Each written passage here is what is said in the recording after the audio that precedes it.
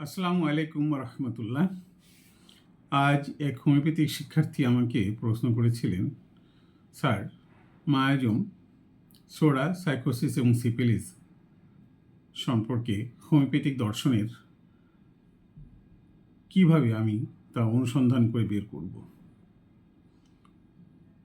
তাকে আমি এই প্রশ্নের উত্তরে বললাম, ডক্টর স্যামুয়েল হেনিম্যান এর রচিত অর্গান অফ মেডিসিন বইটি প্রথম থেকে শুরু করে শেষ পর্যন্ত ভালোভাবে অধ্যয়ন করুন।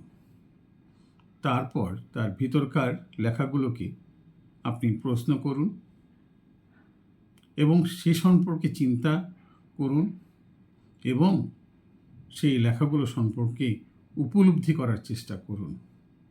তাহলেই হোমিওপ্যাথির রোগের প্রকৃত কারণ মায়াজম সম্পর্কে আপনি তার স্বরূপ দেখতে পাবেন।